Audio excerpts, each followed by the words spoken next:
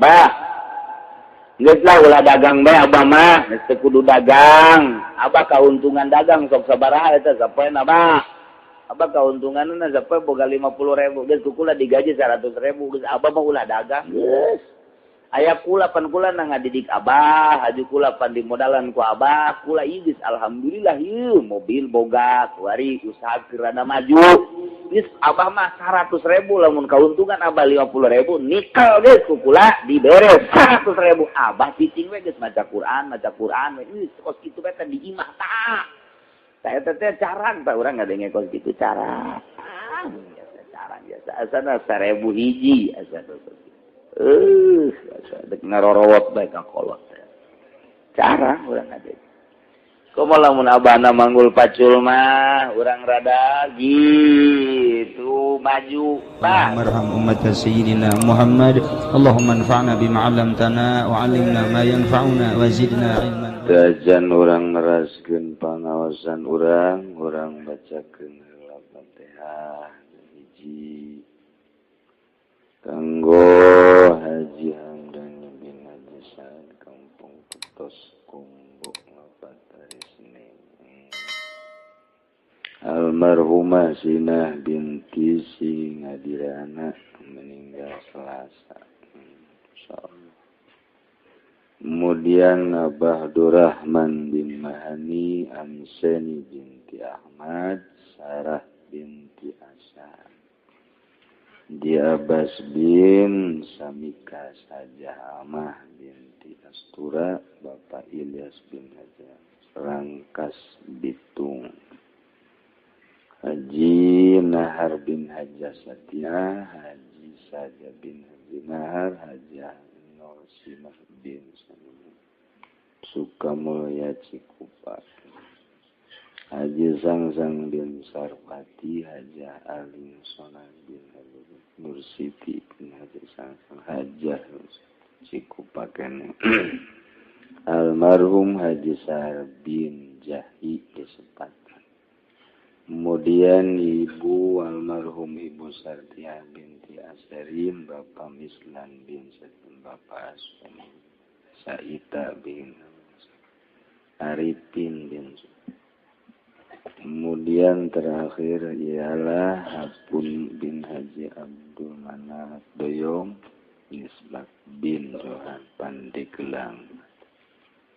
Terakhir sekali ia mah di keluarga tokoh Mas Tabrani Haji Husein. Kurang tadi disebut para almarhum almarhumah mudah-mudahan dihampura sakabeh dosana. Dilegakeun di kuburanana, caangkeun di kuburanana, tempatkeun dina rahmat Allah. Oge tadi disebut mudah-mudahan dihasilkeun pamaksudanana, dilancarkeun jeung digampangkeun ku Gusti Allah. Bi barakati ummil Quran Al-Fatihah. Bismillahirrahmanirrahim. Alhamdulillahi rabbil alamin arrahmanir rahim maliki yaumiddin iyyaka na'budu wa iyyaka nasta'in ihdinas siratal mustaqim siratal ladzina an'amta 'alaihim ghairil maghdubi 'alaihim waladdallin.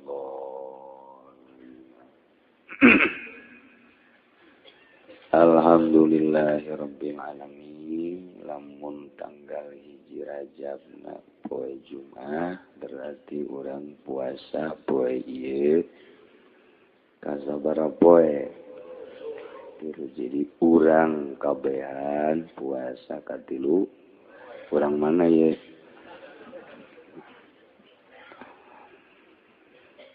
ya jadi lamun urang puasa bulan Rajab lantaran ieu mah puasa sunnah tapi gede ganjaranana disebut syahrul asar sapoe meunang karidhoan Allah pohara haja-haja urang ngangan ridho Allah hese lamun 7 poe ieu ublikot abu-abun nar dikunci lawang neraka masyaallah urang eueuh jalan deui ka neraka Amun puasa lain amin puasa tante.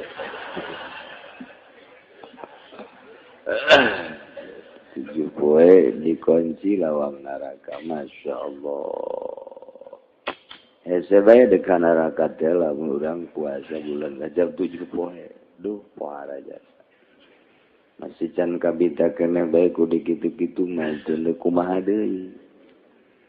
Namun 8 poe futihat abwabul jannah, sakabeh pintu surga dibuka.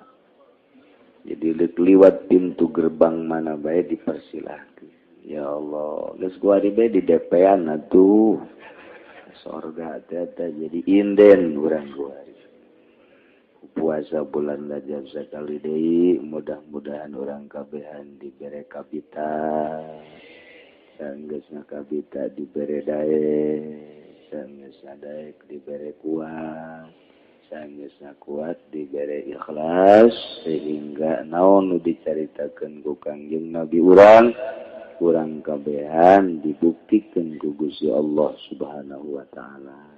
Mudah-mudahan urang kabehan diiring ku Kangjeng Nabi urang melalui bendera Kangjeng Nabi urang jeung bendera para wali-wali Allah, bendera para guru-guru orang menuju surga Allah Subhanahu wa taala. Amin ya rabbal alamin. Kemang tas ngaji dek nanya tukang uduk beak gitu. Lamun beak berarti bohong. Cik tukang uduk kekurangan keneh malah majan lagi. Oh. Nyawa nu di jero nya nu di luar na teu puasa. Sana di jero bangun nama.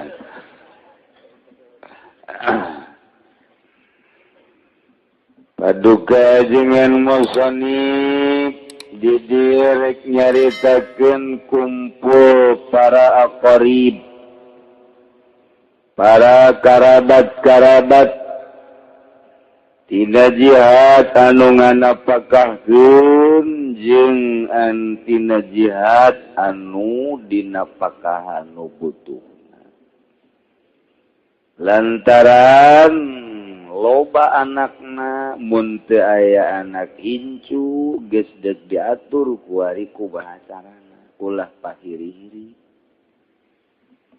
Lamun boga bapakna 2-3 bapak kolot kitu keneh ta eta kumaha cara ngaturna.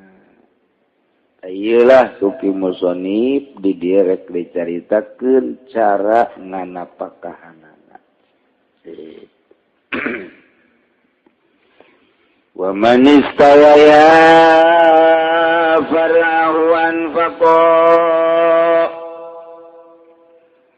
Mun aya jelema akur bae far'una yakni anakna akur sadarajat dina kurbin jeung irsina. Artina deketna akur pada menang warisna akur. Kaeta sanajan lalaki jeung awewe sifatna tetep bae eta anak duanana wajib nganapakahan ka bapana. Zaid boga anak 2 lalaki kabeh, Umar jeung Bakar akur kepada anak, deketna akur pada ngawarisna akur. Teu ngahijab maksud. Atawa awewe duanana Zaid boga anak 2 awewe kabeh, Hindun jeung Nyidadun akur tetep pada deketna anak jeung ngawaris eueuh nu ngahijab. Atawa lalaki hiji awewe hiji, Zaid boga anak nu hiji, lalaki Umar ngaranna nu hiji, awewe Hindun ngaranna. Taeta duanana akur be dina pada kurbina anak jeung dina ngawaris eueuh nu ngahijab. Tah mun boga anak 2 minimal eta ki Zaid teh ta ieu nu ngurusan itu bapakna 2A. Jadi berarti Ki Umar jeung Ki Bakar musyawarah. Bakar kakana Umar adina. Biasana urusan nu kitu mah adina nu sok negor ti heula kakak lain kakak. Kakak mah biasana cuek-cuek bae. Tilok mikiran indung, tilok pikiran bapak mikiran sorangan bae. Eta di Cikupa kos itu. Kemireungeun ka bapa dek paeh los bodar los. Asalnya na bae apeng-apengan di warjok. Mun urusan ngajual pangheulana. Eta kakak kana kos kitu. Lolobana kos kitu. Adina Jeki Umar teh ka. Ya naon, orang musyawarah naon ngajual tanah tah. Lain. Iya abah urang ngaran Zaid kuari teh pandagang teu tani teh jadi sekolot. Ngajumur yangan bae. Geus atuh kuari mah meureun eueuh sase dua ti urang duaan. Yuk urang babagi ji bener oge si hadeuna aya sia. Tiis teh mah kos itu mah tah. Kana aja jantung. Ayo atuh abah sok sabaraha duit teh sapoe daharna. Bejana mah abah sapoe 5 liter cenah dah. Hah? Bener sia. Emang ngaloyan nu hirup mah. Nu sehat. Eta boga daun kieu bae lah sapoe atuh beureun 2 liter mah kudu. Yuk sia 1 liter atuh kula 1 liter kakak 1 liter. Ayo geus. Duitna tuh sering 10.000, kula 10.000, kakak 10.000. Geus pokona mah catet bae geus urusan bae heulanan ke aing panderi. Kakak eta. Tolol jasa kakak teh kos kitu. Enteu mah balager kabehan. Di bener oge nya kieu lah. Kuari mah tuh orang bagi 2. Ayo guys atuh dek heula tah duit teh kuari depan ti heula tuh ka tah sakakana. Lamun sapoe 10.000, 10 poe 100.000. Lamun sabulan 200.000 tadi heulakeun tah sabulan. Beasna berarti 30 liter. Nah, 30 liter. Ke sabulan teh tegor deui kakaknya. Waduh, ngeuneun mah kos kitu teh. Nikmat. Jadi cakakana teh besi jakangaran kakak mah rada jauh ye, besi bae mah besi abah ka rumah sakit bejalan ulang teh. Maksudna teh dan dia tuh lain naon ka rumah sakit mengiring-iring kadadan ku Mang mayarkeun mah. Satun mayar. Sabae pokona mah. Ngeuneun ku sakitu bae ge tangeuna ieu mah diteangkeun eueuh.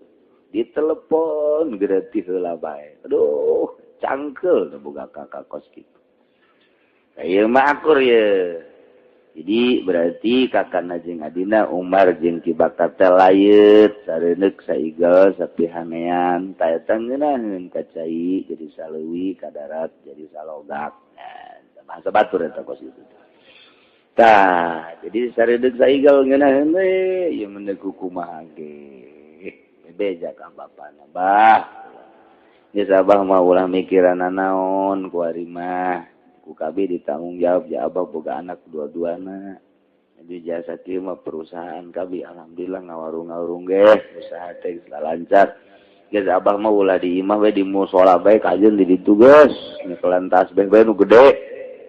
Aing ulah dahar burung Kudu dahar ieu ditanggung jawab bukan. Oh alhamdulillah. Tuh geus dimulai kuari. Besi aya naon-naon bebeja, kemudian besi muriang bebeja nya. Eta diurusan ku anak emang kewajiban anak. Geuna. Atawa duanana awewe ngidadun jeung ngindun eta ge musyawarah bae dadun cek indun. Abah urang eta pan geus kolot gawe henteu usaha henteu. Wari mah beureunan ku urang di urusanana. Ieu urang papatungan. Nah, beres kudu rapi. Atawa ieu teh lalaki hiji awewe hiji boga anakna Ki Umar jeung Hindun. Akur bae tina kurdi jeung insina artina eueuh nu ngahijab. Deketna lantaran pada anak, tidak ngawarisna lantaran eueuh nu ngahijab. Nah, ieu ge sarua bae wajib kuduaan. urusanana. Tinggal kumaha urusanana lantaran nu hiji awe nu hiji lalaki. Cek sakaol mah akurkeun bae cek sakaol mah henteu lantaran lalaki mah 2 kalian awewe dina waris, maka dina ngurusanana ge lamun bapak sapoena beak 15.000 berarti lalaki 10.000 awewe 5.000. Kitu bae eta mah. Ngeunaheun teh lamun urang nurutkeun ngaji mah tararis sampai ge. Ya memboga anak dua-duana hiji lalaki hiji awewe awewe malindek di imah bae mang masakeun awewe ngalap awewe kadang kih ngising ge di dinya awewe keneh bae kadang-kadang lalaki mah jahese ieu aju biaya ge ti awewe lah ka rumah sakit tautak zatik ku awewe nu lalaki mah jauh bae sakalina noong ka di jam 12 peuting. Di rumah sakit abahnya di mana kabar mana? Urusan ge lah gutianya. Ai kakak ka mana? Kakak mah geus sibuk ge bisnis. Di ditu samiliar, itu samiliar. Ulah mau miliar atuh ieu 10.000 bae heula. Heula can hasil. Can hasil ke di mun di ditu biasa miliar, di ditu samiliar tangke ke tanggung jawab abah mah. Jang modal mah jual bae heula nu itu nu abah. Amis tak ngomong. Tak kakak teh 3 kali na mah. Kos gitu. Ulah gitu akur bae kakak anak ngurusan, anak bagus ngurusan. Diatur teh kanu kitu-kitu. Masyaallah, masyaallah. Ngeunaheun bapak lamun diurusan ku anak. Aya bapak jore jasa nasibna Geletik di sekolah-sekolakeun dijejeujeukeun titah dagang mararaju ku ari. Nu boga mobil, nu boga perusahaan. Wari bapana di imana sorangan, bari tinggalkeun maot deui ku pamajikanana, tinggal benar-benar sorangan. Aju geus kurang tanaga deui kabeh nu lawewe dibawa misa ku salakina dibawa rumah tangga miarisa lalaki kitu keneh baroga imah sorangan. Eta aki-aki tinggal sorangan, wedi manu noong eueuh, nu ngurusan eueuh, ieu mah aki-aki jore nasib. Jore nasib teh aki teh datang ke eueuh anu ngurusan, masyaallah. Kadang-kadang jol beta tanggana kadinya. Ki ulah.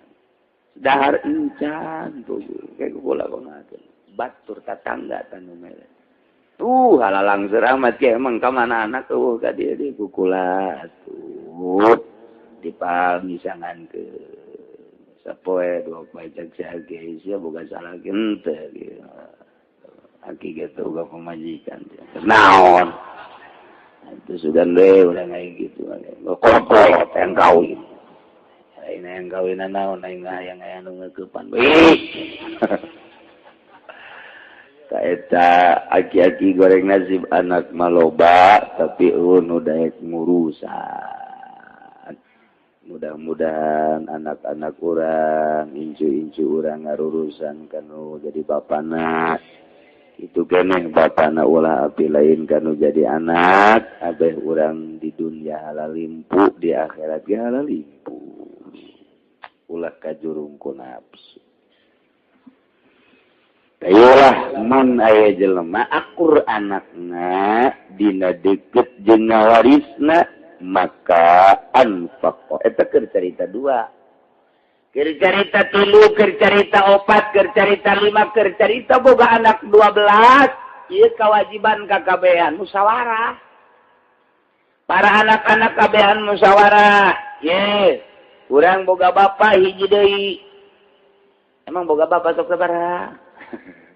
Pokoknya mah iya bapak urang pan geus kolot geus teu daya teu upaya. Nah, kuari mah urang merdekakeun ieu bapak. Yuk urang urusan urang udunan. Yuk sampai 10.000 jang bapak mun 12 jadi berarti kali 10.000 sabaraha? Jadi 120.000. Belas namun saurang saleter berarti ayeuna tina 12 jadi sabaraha? Jadi sabaraha? 12 letter lamun sabulan. Sabaraha tah? Asal sugi kakolotnakeun ya kolot ya. Sugi kakolotnan gitu. Mantap kolot bipas, ngeunaheun jasa kolot teh nikmat ai Muka kana datang ke dinya. Assalamualaikum. Waalaikumsalam. Tah, bah, rokok, samsu, sapak. Alhamdulillah. Jol adina. Waalaikum. Waalaikumsalam. Gudang garam, Pak. Tah. Sapak. Masya Allah. Alhamdulillah. Ayo deh datang di adina. Bah, tah. Garpit. Alhamdulillah. Masya Allah. Cakapan aing ku ngeunaheun teh. Jol madina sakali gudang garam aya samsu aya garpit aya segala aya. Bata naon? Mole. Tuh aja aya lengkap. Jadi ngeunaheun kolot teh merdeka. Kadanan ku kitu. Ieu mah datang ka kolot dengan cerik deui. Waalaikumsalam. Gas. Pula bah anak abah. Aya naon? Kamari teh usan demelan ku abah teh beak ku tinggal hutang bah. Oh, ayeuna kuari kumaha tuh. Jual deh sawan nu di ditu bah usan. Jeung sabaraha kali jeung adi-adi sia atuh. Lah ulah kamikiran adi kula beralapan kula geus maju mah adi ge milu maju. Jaksa. Ya ngabacokak doang gitu baheula. Boro-boro mun tanda-tanda maju mah dikuari sia boga motor kamari adi sia dek injem teu meunang pan gusian. Loka bensinan bah adi mah. Atuh eta berarti sia pelit teh atuh teu kitu. Geus ulah bah lain kurang naon bah pan atuh aya maju mangenan bae. Terus nyokel atuh. Ye atuh aya dijual mah sabodo sia. Alhamdulillah bah enggeus dijualna bah sia. Eta kos kitu tak kakak sawareh tapi na sawareh matur. Wa ilmun ta'kur dina darajatna. Andai kata kumpul anak jeung incu ta'kur teh. Anak ayah, incu ge ayah, boga 2 hiji anak, nomor kahiji incu, kaya nu ngurusan anakna apa incuna, lantaran teu akur darajatna dina kadeketanana, maka diatur di dieu ku agama wa ilah mun teu akur kal asahu aqrabuhuma. Maka nurutkeun cekal asoh anu wajib nganapakahan ialah nu aqrab nu deukeut nu leuwih deukeut. Andai kata anak jeung incu salila aya anak incu mah abad ngaranna maka anak wajib nganapakahan kanu jadi bapana incu mah ulah waka milu nganapakahan. Ini stawaya maka lamun akur fa ini stawa maka lamun akur kitu fa ini stawa maka lamun akur dina fa ini stawaya mun akur duana nafarun akur dina ngawarisna sabil irsi maka ngawaris maka ku ngawaris ilah nu dijadikeun anggeunana aya akur dina deketna aya akur dina irsina lamun ibnun jeung ibnu bintin eta teh ibnun ngawarisna leuwih kuat batan ibnu bintin nu mantap wajib nu nganapakahan ibnun anak sanajan ibnu bintin teh kabawa asobangkena eta tetep bae ulah waka ngurusan bapak tetep nu ngurusan adalah ibnun bae ibnu bintin mah ulah waka sakitu teh urusan-urusanana. Masya Allah. wasani bil insi sumal kurbi tadi tepan aya kaul aso berarti kaul teh diperdebatkeun di dinya mun muqabil aso kaul sohe cek kaul sohe mah ieu nu kadua bil insi sumal kurbi ku ngawaris heula diheulakeun ulah ku kurbina heula sabak da ngawaris kakara ku urusan kurbina jadi berarti urusan nu ngawaris taheula nu diheulakeun urusan kadeukeutan jeung kajauhan panderi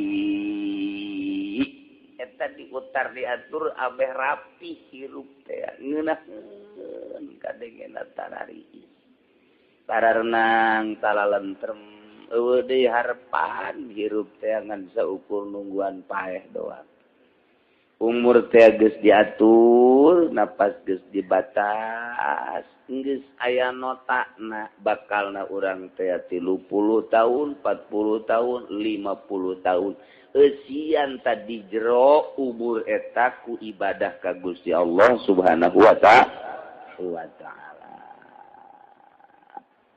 insyaallah mantap lamun geus kolot masih kene adur-aduran kene bae kabita kuno lenggih kene kabita ku putihna urang lampu kabita ku gitekna urang Karawa eta mah kolot geus kudu istighfar lagi istighfar ieu aya naon di awak aing iki amat batur mah geus di masjid bae batur mah geus gaji bae peuting geus hudang bae ai sia awak jadi hitung-hitung umur geus 60 tahun geus deukeut ka hareup ieu teh lamun umur galib 60 tilungan 3 tahun deui beuh 3 tahun deui mun pake ibadah nambalan anu baheula sanancan sampurna tamantak daon sadar diri urang insyaallah ieu mah adur-aduran keneh bae ai nu ngora-oraman keur mujihna bener-bener jiwa muda jiwa nu semangat segala rupa ai geus kolot mah geus kudu loba ngiringkeun nu maot asal nguburkeun milu neuleukeun ka dinya teh neuleukeun go aing mun paeh kos kitu berarti ieu nu paeh umurna sabaraha budak ieu 55 aing 60 aing ngahiri ko heulaan sia sih kahayang aing mah tuh aing leutik heula eueuh tapi nu ngahiri kos kitu malah alhamdulillah kulo dibere kene panjang umur padahal ngadu kotok bae alhamdulillah kana mun pake ibadah onang alhamdulillah ibatur Gusti heula babaturan kula Gusti kula mah pandai masyaallah alhamdulillah dibere modal kene jang ngalobakeun ibadah deureuh sama kitu ieu masih alhamdulillahirabbil alamin padahal salat teu naon teu main gapleh terus bae ya Allah ya teu sadar urang mah sakieu mah alhamdulillahirabbil alamin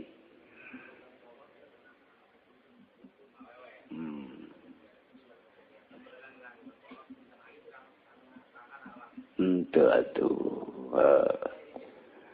nakan wae ngubung sunuzak ngurusan kolot bae segala rupa dikorbankan pakai ngurusan aja maot bapana menang tante nagi kanu jadi kakak tante tamo kos kitu maka bari panggeus dibahas ngaji meureunnya antak ke ngajina ulah belang betong isin kanu ngaji bae geus dibahas sama tuh jadi henteu jadi naon kitu ngaranna henteu jadi hutang beda deui jeung urang gitu ngaranna naon ka pamajikan sama majikan urang wajib nganapagan ku ari teu nganapagan sabulan aju teu mentari dona tawa teu mayar utang di akhirat ditagih di akhirat bantak kuari nu panjang umur kene aki-aki geura sasalaman ka pamajikanna. Assalamualaikum warahmatullahi wabarakatuh. Aya naon? Aduh aing ngaji tadi. Balapan ka haji meureunan kurang ngapaka teh ampurannya. Ih tuh kula ge ngampur aja sacekeun nanti. Bo ka haji bos bae di akhirat sia kenal ge ka aing. Moal Moal lagi. Ataupun kue kok mau kuari aja dibelikan emas 100 gram, moal kula mah. Sial. Aduh. Nah, beda. Lamun urang tengah napakahan ka pamajikan ditagih engke di akhirat, tapi lamun urang tengah napakahan kana jadi bapak doraka doang ai ditagih mah moal geus adina teu bisa nagih kanu jadi kakak. Nah, ngan kakana bae kudu boga pikiran. Iya abah sabaraha tahun diurusan ku si Neng. Ya kakak mah pan di Jakarta bae 2 tahun bang ngaringkuk bae nya stroke. Jesok dibawa kapan? Oh, atuh ka rumah sakit teh kanu teh dihitung mah meureun aya 100 juta eun mah teu sebulan. Jauh atuh sia. Kene bukan da sia. Kakak deuk naon tuh? Daya kene mah teu jang kakak bae saware. Ih, malain mayar kakak. Ieu bae cakakana teh ku ari mah kieu eta harta abah yang sabaraha. Harta abah teh aya meureun aya 1,5 hektar mah. Dijual mah hargana dinya mah 1 juta. Wih, cu gede. Di papan kota di urang. Alhamdulillah tuh geus eta mah 100 juta dan cokot dan sia ke ku kakak dibere deui nya, geus sajana urang bagi. Geus kakak mah geus teu bisa urusan ka kolot teh. Geus atuh terima kasih bae tah 100 juta teh eta urusan manusia teh. Jadi dibere deui ku kakak tah 100 juta, eta mah ti kakak, geus bagian kakak mah kajeun lah saeutik. Eta mah kakak bau malaikat meureun mah gitu. Insyaallah. Wal warisani yastawiyani am yuzau bihasbi lain bihasabi salah tadi bihasabi lain buahzi edadat salah cita wal warisani lan utai kang waris garane iku yastawiyani anatanari wapada ya warisani am tuzau anata dan bagian apakah bihasabi kalawan ngitung-ngitung irsu wal warisani ari anu ngawaris duaan anak duaan anu ngawaris dina darajatna eueuh anu ngahijab eta apakah yastawiyani akur dina kadarengan apakahanana atawa dibagikeun apakah teh antara duaan kalawan ngitung-ngitung warisanana sayeula dua wajahni Kizaid boga anak dua hiji lalaki hiji awewe nu hiji ki Umar nu hiji Hindun pan ari dina ngawarisna mah akur bae eueuh nu ngahijab yastawiyani ngan nu beda dina darajatna ari lalaki mah nya nyuhun nya ngais ari awewe mah ngan nyuhun doang berarti lalaki mah 2 bagian awewe mah sabagian ta ieu nu dimasalakeun apakah di dieu akur bae atawa dibagi nurutkeun hitungan irsuna lamun lalaki irsuna 2 kalian awewe ngan apakah anana teh kudu 2 kalian apakah diakurkeun bae wajan masyaallah tinggal macaan doang kitab ieu tinggal macaan ku urang dilaksanakeun maca dilaksanakeun minah ngan ieu kitab teh dibacana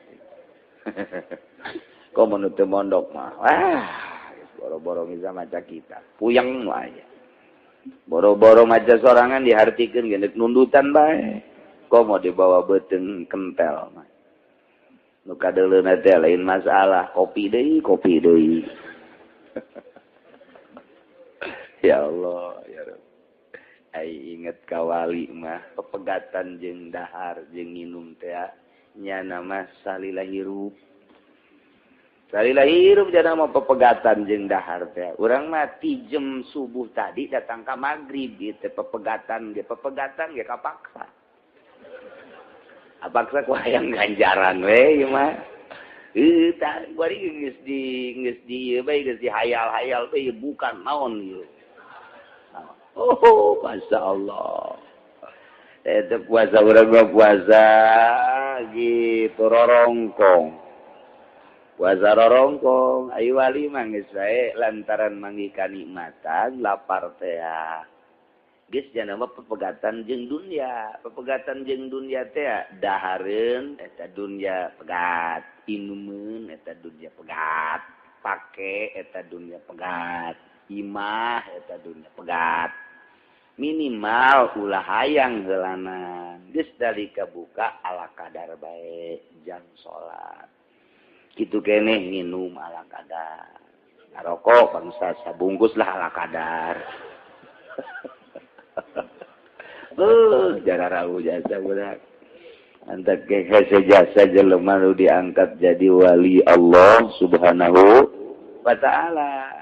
Komo nabi bagus eueuh deui nabi mah ditungtungan ku Kangjeng Nabi urang Kangjeng Nabi Muhammad sallallahu alaihi wasallam cak Kangjeng Nabi la nabi ya ba'di eueuh nabi deui sabada sim kuring anu mantap putra-putrana dipupus-pupuskeun ku Gusti Allah besi engke timbul nabi-nabi dipan anak nabi mana nabi geus henteu aya geus kabeh eueuh aya ge Siti Fatimah incu Sina Hasan Husein geus lain nabi eta mah ngan syarif doang Habib ngaran terus datang ka kuari turunan-turunanna Habib syarifah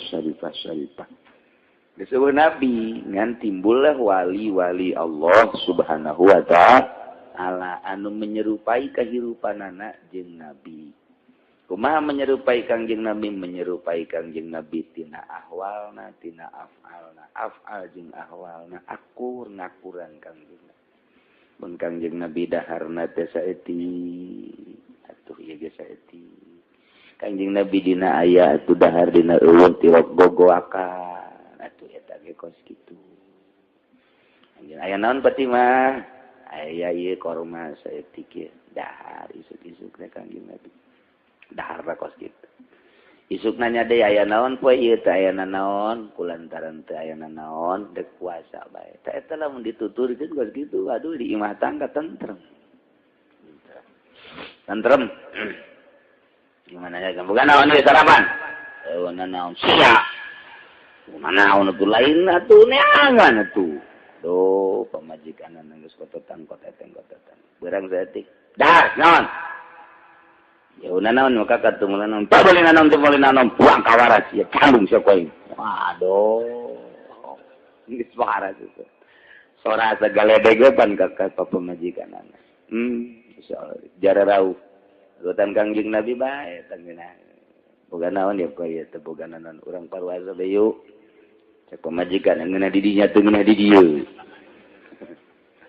atuh ngajakan puasa usahan teu jadi orang stabilkeun bae jang keluarga mah keluarga urang mah urang geus kolot mah dicoba urang nurutan Kangjeng Nabi urang Kangjeng Nabi Muhammad sallallahu alaihi wasallam daharna saeuti nginumna saeuti teu memewahan Kangjeng Nabi nu kadeuleu alam nu itu bae alam sabada maot kemudian atuh ayeuna mah kitu pentingna Kangjeng Nabi mah wajib fardu Kangjeng Nabi tahajud atuh urang ge hudang-hudang ulah kapihlan ku dihandap dihandap geus utek-utekan di luhur peureum keneh tah eta turut aja Kangjeng Nabi ya Allah ya Rabb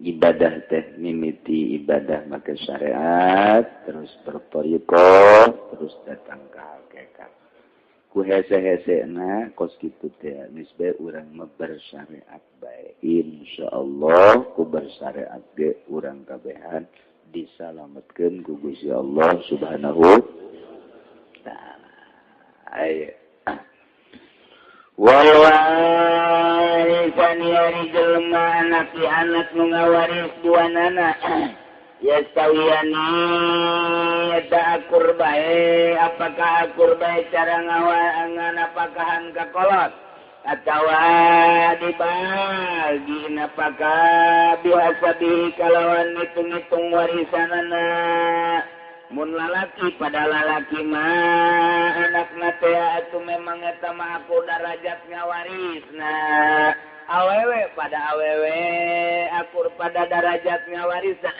nalika hiji lalaki hiji awewe boga anak beda darajatnya warisna lantaran lalaki mah aya bahasanya nyuhunnya nanggung ari awewe mangan nyuhun dah nu mantak lalaki dua kalian awewe menangna li zakari mislu hadzil unsayain nah ieu dina ngana pakahan kolot kitu apa henteu wajhani dibagi dua wajah.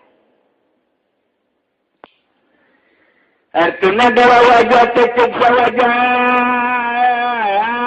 hepete wajib diakurkeun bae lantaran ieu mah urusan nganapakan kolot teu sabaraha geus diakurkeun bae ku ari mah lamun saleter kabehan mun 10.000 kabehan tapi lamun cek sakaol nu kadua mah tetep kudu dibedakeun lalaki dua kalian awewe.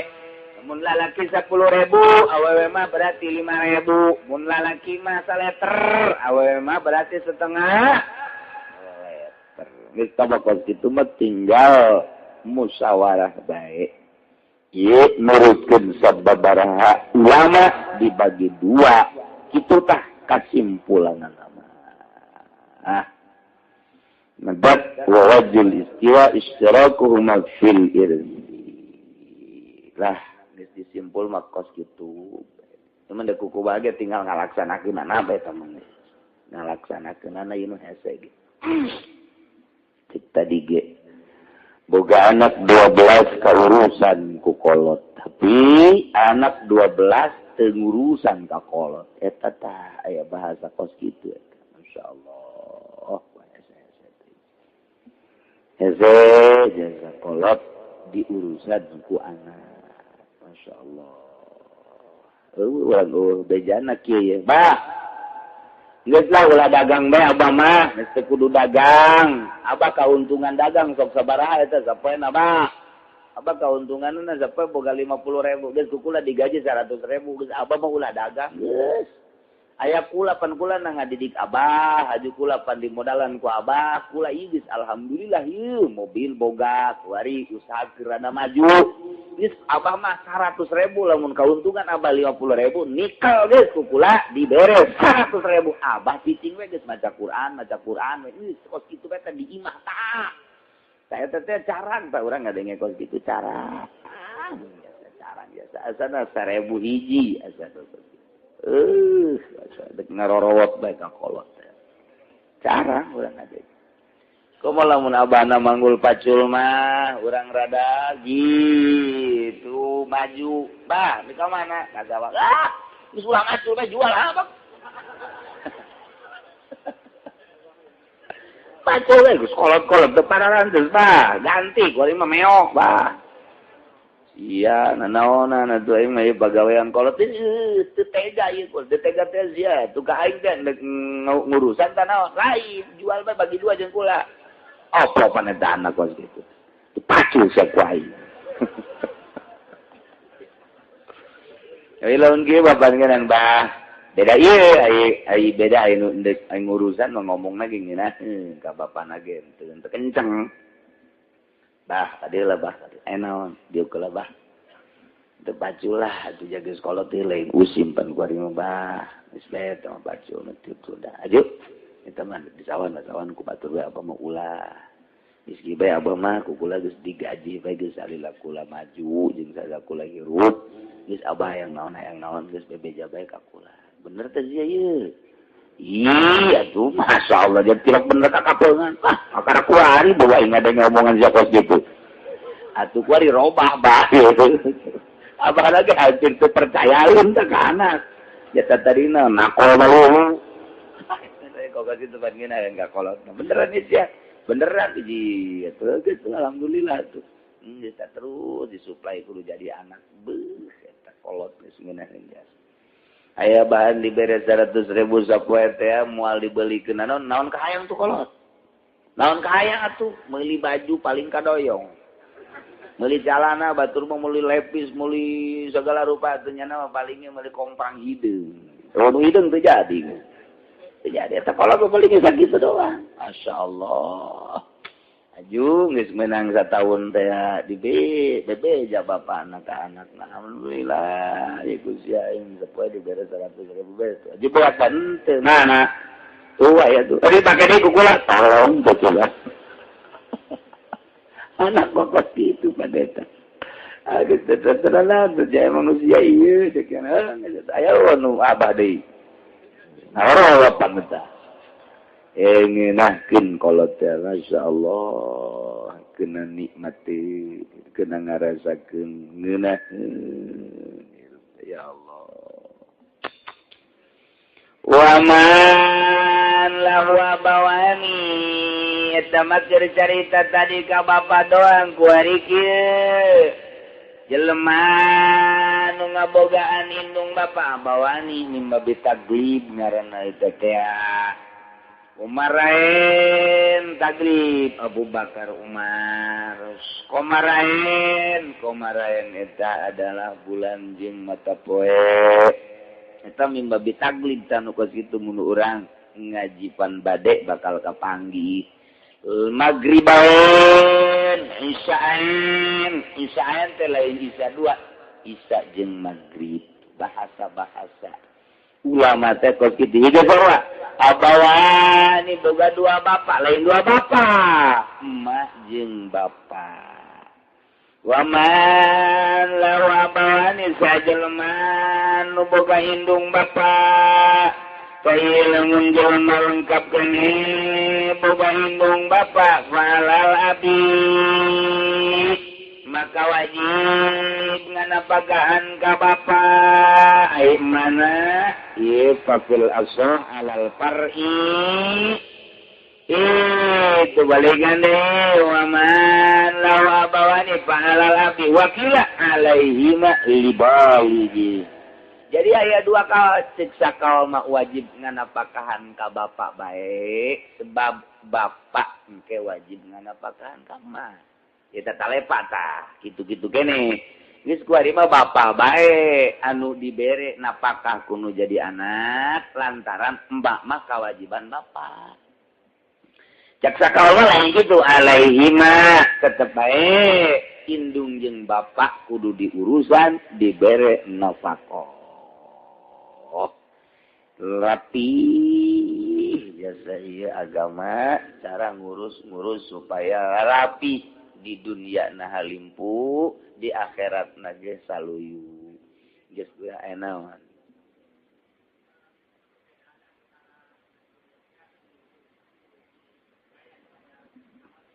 perbedaan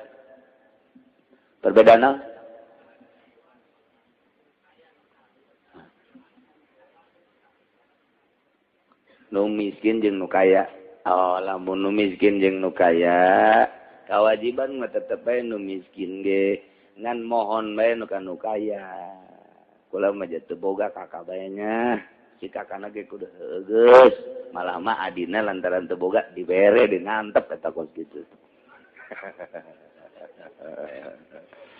ya eta kitu caritana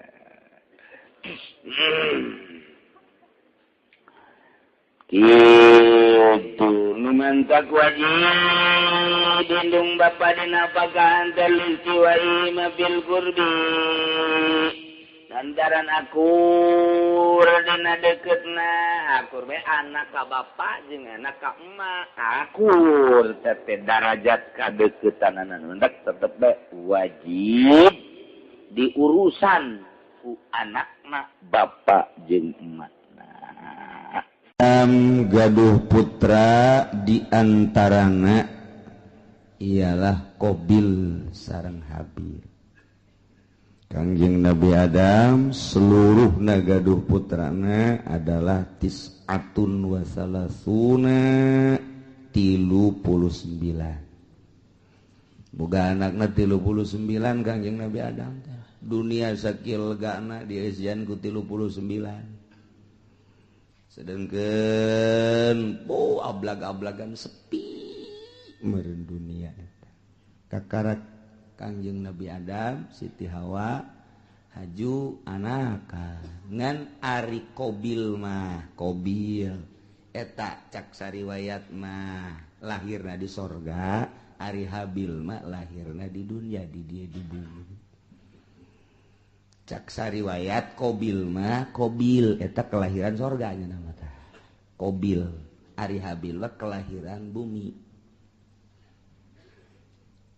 supaya rada cepet Gusti Allah teh ngalobakeun makhluk maka ngalahirna ieu Siti Hawa sakali lahir sajodo dua lalaki awewe lalaki awewe kitu bae tah sajodo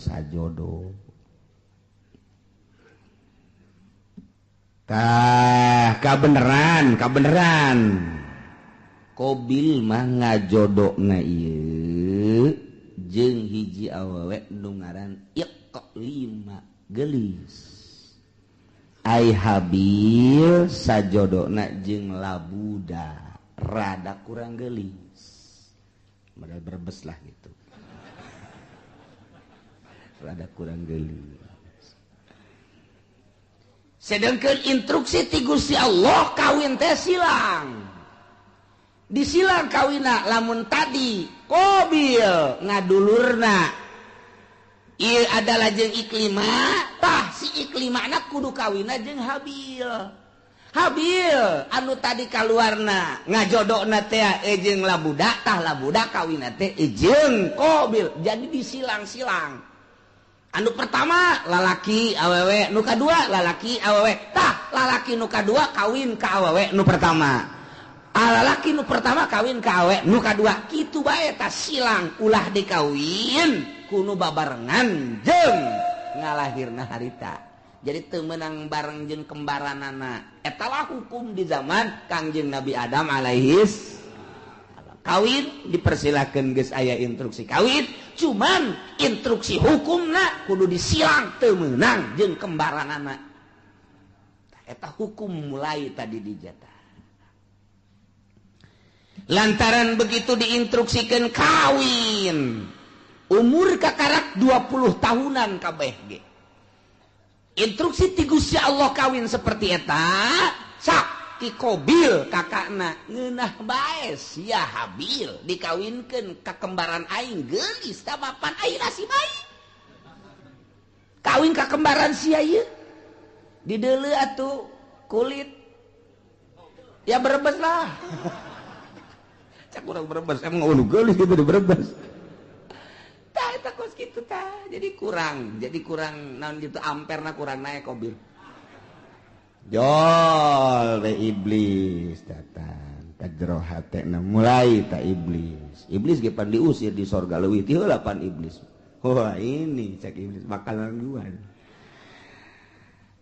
asup ka jero hatena bil siapa pan kelahiran sorga sarua jeung aing mulia urang atuh Habil onam kelahiran bumi India urang mah lain deui mulia tuh nu mulia ulah sok kawin kanu jore penghinaan mungkin nu timbul tetep mulia mah kudu kanu geulis bae mun kawin kanu jore mana teuing engke jelema jeung ke kadituna anak incu oh Qabil mah kawinna kanu jore tah eta kan isin tabil cak jurig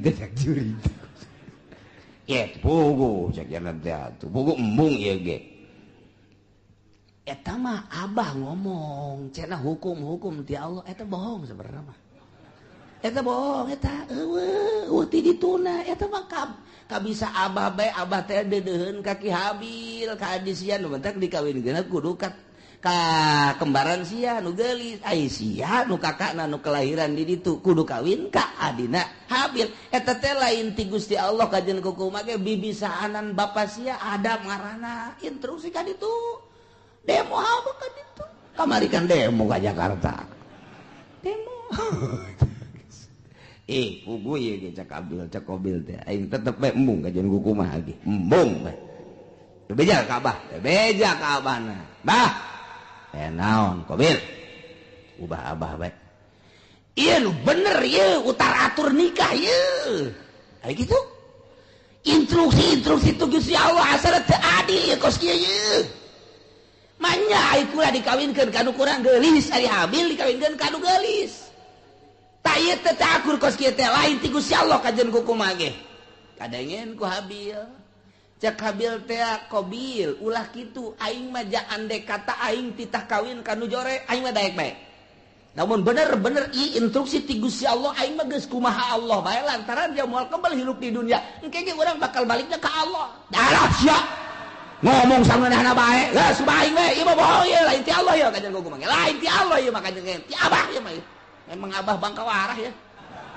mulai ta eta lamun sok nyarekan Abah teh eta mimitina teh tidinya tah di Cikubaya duaan dan sok nyarekan Abah teh iya Masya Allah mulai tidinya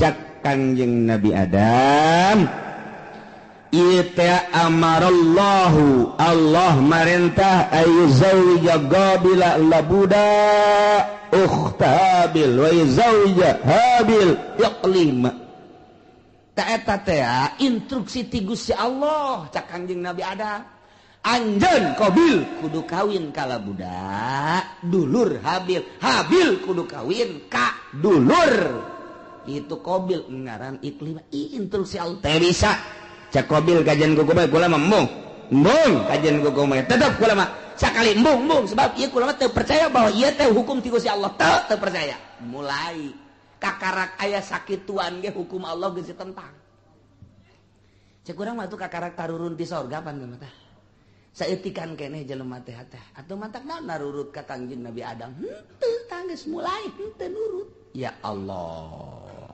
terus bae iblis teh daekeun leupas ti Qabil ieu mah kajian kuku mah kudu selesaikeun masalah ieu selesaikeun ieu mah lamun terus-terusan kieu pan isin ka kadituna ieu isin urang Ike banyak Qabil kawin jeung nu jore aya Habil kawin jeung nu eta isin gengsi ya gengsi urang mah panturunan sorga moal ini moal kajian gua tetep bae teu hayang aing mah ajeun geus kieu kumaha kajian ku kumaha ge urang pokona pas ini bae heula tah tidinya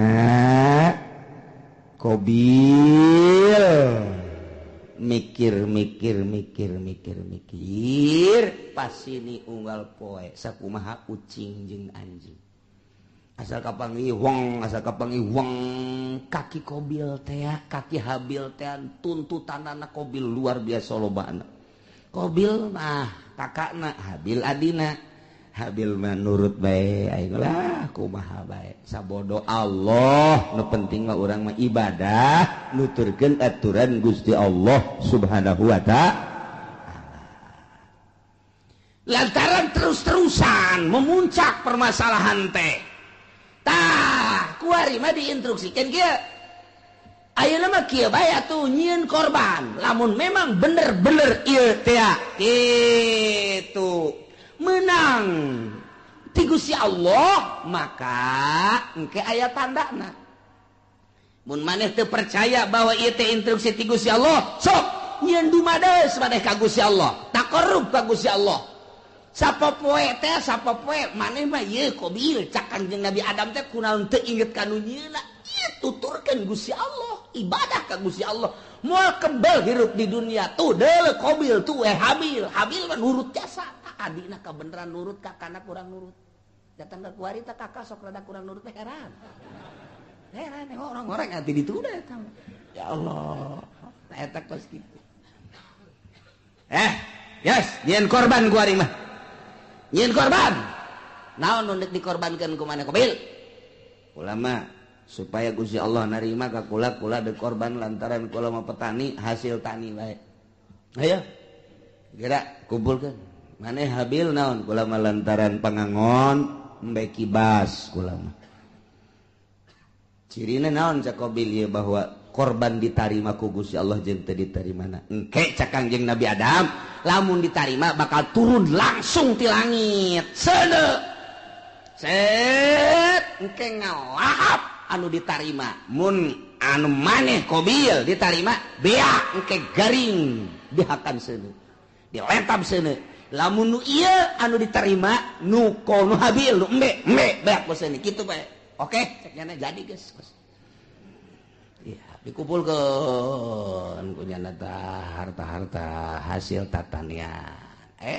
nu dikumpulkeun anak hasil tani mun pare nu pangjorena nu dikorbankeun teh lamun gandrung anu geus pangjorena korma nu pangjorena dihiji-hijikeun bangsa anu bakukulna eta dikorbankeun ari nu bararagusna mah ieu dipake ka hook kunyana jang ditumpuk-tumpuk harta jore ari ako Habil mah begitu dikorban teh wow neangan umbe nu puang gedena jeung nu puang bagusna dipandian kunyana ieu nu jang Gusti Allah mah ieu korban ka Gusti Allah entakan nu puang gedena puang bagusna puang lintuhna jadi beda karakterna ai Qabil mah kos urang Cikupa nu pangjorena bae ai Habil mah kos urang Cilongok nu pang bagusna bae sia cek urang Cikupa tak eta kos kitu kayana teden bek teu kebal langsung turun seuneu tet neong itu turun seuneu cak Qabil pasti nu aing nu dilentab ka jeung ku komaha pasti nu aing mun aing nu dilentab berarti aing kawin jeung nu gelis mun aing teu dilentab berarti ieu teu beres urusan ieu turun seuneu ka dieu ka ditu aing nu dilentab embe plek seret bawa ka luhur teh aya tinggal ieu bae tah korban Qabil hasil tatangin hasil tani nu jarore teh teu dilentab ku seun tuh cak Kangjeng Nabi Adam nu ditarima nu mana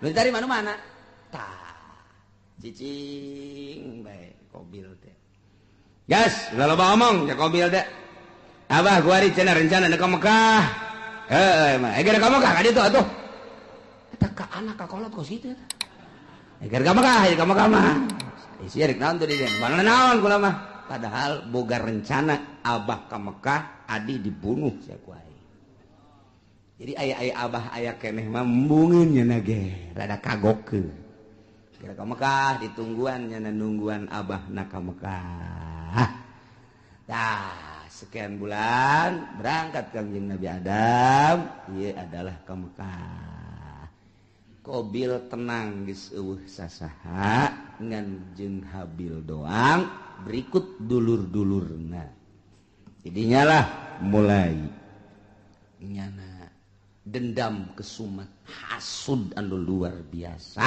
di jero hatena hayang ngabunuh Habil iyalah cerita eta dicaritakeun ku Gusti Allah dibejakeun ka Kangjeng Nabi urang Kangjeng Nabi Muhammad sallallahu alaihi wasallam naon ieu nu matak dibejakeun tah kamari Yahudi kamari musyrikin munafik teu percaya ka Kangjeng Nabi ulah kaget Muhammad munafik teu iman ka anjeun musyrikin musuhan ka anjeun kafirin ngamusuhan ka anjeun cikene nu kamari dicaritakeun teh ngamusuhan ka anjeun horenganan baheula ge takarak ge turun ti sorga ka dunya ieu anak incu Kangjeng Nabi Adam anakna sorangan Qabil geus boleh teu percaya ka Kangjeng Nabi Adam geus teu iman ka Gusti Allah malah ngabunuh adina nu ngaran Habil dicaritakeun ka Kangjeng Nabi abeh Kangjeng Nabi ieu tenang tentrem adem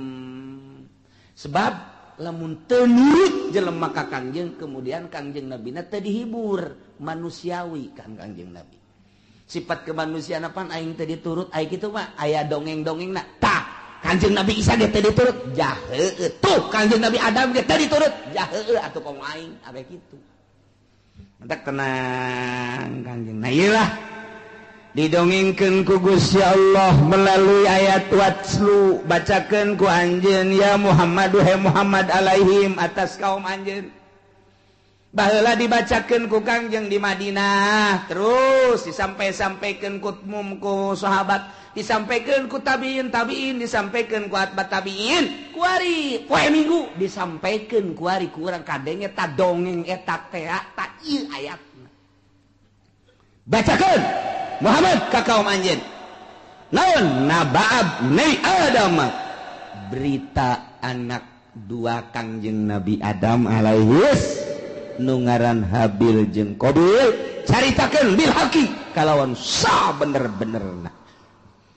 Il qurba qurbanan, waktu Qabil jeung Habil ieu diperintah dumadeheus ka Gusti Allah nyin kadeus, nyin takrub melalui kurban ilallahi ka Gusti Allah nu dilaksanakeun ku Habil makibas, Qabil mah hasil tani yakni zar'un patukubila min ahadihima, ditarima na ti salah sahijina hungkul nyaeta nu ditarima nu Habil. Ari nu Qabil mah teu ditarima walam yutaqabbal minal akhar. Kasimpulanana korban Habil mah diterima, cirina dilahap seuneu, Qabil mah teu ditarima. Cirina aya bae di dinya teu robah-robah. Tidinya lah mulai Qabil bendu ka Habil, nyimpen di jero hatena hasud anu luar biasa, nungguan Kangjeng Nabi Adam munggah haji. Teu Kangjeng Nabi Adam munggah haji, ngaharep Qabil ka Habil, abah geus eueuh, emak geus eueuh, tinggal nyana bae. Habil aya naon ka dieu? Aya naon? Cak Qabil la aqwa tulan bang, aing bakal ngabunuh sia. Bunuh sia ku aing. Cak Habil qala 5 kok main bunuh-bunuh bae, emang aya naon? Bagaimana? Mana kurban mana yang diterima kurban aing henteu? Atuh teh urusan Gusti Allah tah mah. Cak Habil teh innama yataqabbalullahu minal muttaqin. Nu ditarima teh jelema anu sieun ka Gusti Allah, mukmin, muttaqin, ditarima aing teh ditarima teh mah tuh urusanna kurang takwa berarti teh mah. Ulah ngabunuh kula ka Gusti Allah kan teu bisa. Gara-gara sia aing bogoh mah. Buluh sia ku aing. Geus bebeneran ditutur-tutur bae. Mesti agak-agak baik, mesti kieu-kieu baik. Leungeun. Cak Habil cak adenaka dengan bahasa anu lemah lembut. Ka laim basatta iyadaka ma laim basatta ilayya iyadaka litaqatulani ma ana bibasiti yadiya ilaik li aqatulak. Bahasa lagi dah Habil. Ka dek ngabunuh bae jak kurang mah ieu ajar sararieun jasa ka Gusti Allah. Lain basata yakin pasti nyata lamun kakak ngagerakeun leungeun kakak, manjangkeun leungeun kakak, ngulurkeun leungeun kakak dek nampiling ka kula, kakak dek nyabok ka kula, kakak dek kabunuh ka kula, ma ana bibasiti yadiya ilaik. Kuring memual kudu males uluran tangan. Kula memual nyabok ka kakak, kula memual ngabunuh di eueuh saeutik terbersit di jero hate hayang ngabunuh. Eueuh saeutik hayang males kakak ngabunuh, kula mah dek cicing bae. Kakak nampilih, kula mah cicing bae. Kakak dek jawab, kula mah cicing bae. Pokona mah kula memual ngabunuh sama sekali. Silakan kumaha kakak bae. Lantaran ini akhafullah rabbal alamin. Sieun jasa ka Allah. Eta Habil mah bahasana anu luar biasa. Inni uridu an tabu'a bi ismi wa ismik fatakuna min ashabin nar. Cak Habil teh asanyana kaula teh ieu adalah sieun jasa ka Gusti Allah lamun sampekeun ka kakak ngabunuh ka kula atuh meureunanan seakan sing kuring teh kula teh ieu berharap kakak teh ke bakal balik ke akhirat teh mawa dosa kula jeung dosa kakak sorangan memeh ngabunuh kula. Memeh ngabunuh kula ge kakak geus loba jasa dosana ditambah jeung dosa ngabunuh ka kula. Duanana dibawa ku kakak engke kakak di akhirat patakuna min ashabin nar atuh engke bakal jadi ahli neraka. bahasa luar biasa aya bahasa ini uridu antabua sanyana kaula ngarepkeun kana yen babalik berarti boga harapan lain boga harapan lantaran eueuh maksud males ngabunuh seakan kos nu mengharap nyana teh dibunuh lain mengharap dibunuh urusan dibunuh mamangga kumaha kakak ngan kula henteu ngamaksud dek ngabunuh lantaran Kanjeng Nabi ge al-qatil wal maqtul finnar. Jelema nu ngabunuh jeung nu dibunuh sarua pada asup ka neraka. Lamun anu dibunuhna boga niatan hayang ngabunuh. Mantak cak Kanjeng Nabi teh al-qatil wal maqtul finnar. Nu ngabunuh jeung nu dibunuh asup ka neraka. Cak sahabat Gusti Rasul, aya nu ngabunuh mah kaharti ka neraka, aya nu dibunuh, panu dibunuh ge nyana teh lamun imkan mah hayang ngabunuh. Oh jaheuh nya nyana ge ngan eleh bae gelutna. Lantaran eleh kabunuh jangan lagi hayang ngabunuh hayang males taeta dibatak al-qatil wa maqtul pindah Habil mah eueuh maksud ngabunuh kulantaran eueuh maksud ngabunuh dengan bahasa anu lemas disebutna al-kalamul jami'ul mani mun cek ahli dilagah mah nu mantak bahasana inni uridu an tabu'a bi ismi wa ismika fatakuna min ashabin nar. Geus pihartieunana aduh kakak lamun kakak sampai ka ngabunuh ka kula jakula mah moal ngalawan teu hayang ngabunuh deui ka kakak atuh engke berarti kakak teh mun bali ka ditu teh mawa dosa dua dosa kakak memeh ngabunuh jeung dosa kula atuh engke di akhirat meureun pinuh ku dosa mangga sakumaha kakak bae kula mah sakadaranna nasehatan doang sia ngomong ka situ balang nasehatan sakana wah ini teu bisa diomong ku kumaha masyaallah. Tah gitulah akhirnya kumaha dah langsung ditikem sanggeus sadikit tikem bingung aing ngabunuhna kumaha ieu. Can aya pembunuhan pan harita. Can aya pembunuhan cara ngabunuh ngaleungitkeun nyawa artina ieu kusabab dikumahakeun bingung. Dijotos beusi teu bae. Digebug beusi teu bae, dikumahakeun ieu, dikumahakeun bingung nyana. Nyana mikiran ngabunuh ge bingung lantaran can pernah aya nu ngabunuh pan harita mah. Manusia pertama nyana eta anak Kanjeng Nabi Adam anu ngamimitian dek ngabunuh datang ka ngabunuh ge bingung kumaha carana ngalamun bae Habil geus aya bae di sisi dicekelan bae kieu dek dibunuhkeun bingung cara ngabunuhna kumaha cara ngabunuhna sok iblis asup deui ka jero hateun aya sia bodoh-bodoh teh atuh ngabunuh bae heseun amat cak iblis teh atuh teu kumaha aja can urang aya nu dibunuh Japan ieu manusia kakara kayak urang doang. Ngomong we nya di jero hate jeung iblis. Ya kadalekeun ya. Dalekeun ya. Cat bae iblis teh kaluar nu hiji. Tek. Dareup ngarupa nya jeung iblis tu saja gelut di barang gelut nu hiji dicekel tek dikahadapkeun terus jokot batu digebukeun blak kana huluna. Hai. Oh tak kitu ngabunuh mah tah. Jadi dicontohan ku sakadang iblis. Masya Allah tuh gitulah Qabil teh oh jaheuh babarinya eta iblis nu hiji pae kakana pae we geus pae nah Habil ku aing geus bisa sebab aing geus kuliah ngabunuh aing geus bisa sih kuliah ngabunuh nangis aya dosen iblis langsung bae nurutan iblis jadi diperagakeun ku iblis cara ngabunuhna mandak cekel tujahkeun langsung liak nyokot batu nu gede diangkat ku Qabil gejretkeun kana huluna gujret kieu syariat masya Allah gitulah bakal jadi ahli neraka wa zalika jazaa'uz zalimin nyana jadi ahli neraka babalas jelema nu zalimah tidinya lantaran keheul jeung keukeuh bae hayang ngabunuh fatawaat maka ngagoda zayanat ngahiasi lahu ka Qabil nafsahu kana nafsuna qatlahihi kana ngabunuh dulurna nu ngaran Habil diperagakeun ku iblis faqatalahu maka dibunuhlah ku Qabil Habil dengan cara diperagakeun kos sakumaha iblis fa asbaha minal khasirin barang geus bae nalangsa lantaran iblis kalaluar tina hatena ditinggalkeun kabur malah kadenge kaburna ge hayu sia cilaka Qabil cak iblis kan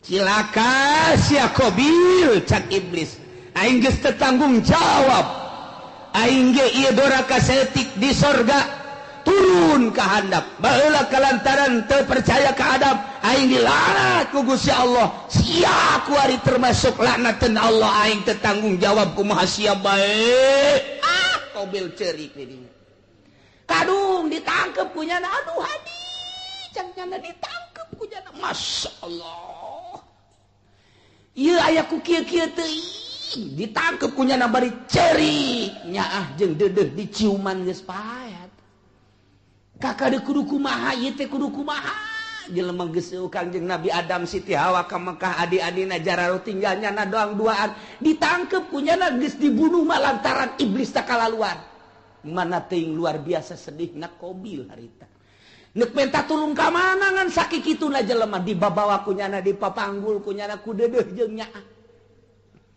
deudeuh jeung nyaah dipanggul tok ka Masrik 60 kilometer mamanggul bae dipanggul deui ka Magrib 60 kilometer bulak-balik lantaran deudeuh jeung nyaah masyaallah kudu dikumahakeun atuh ieu adi diciuman deui dipanggul deui dicium deui dipanggul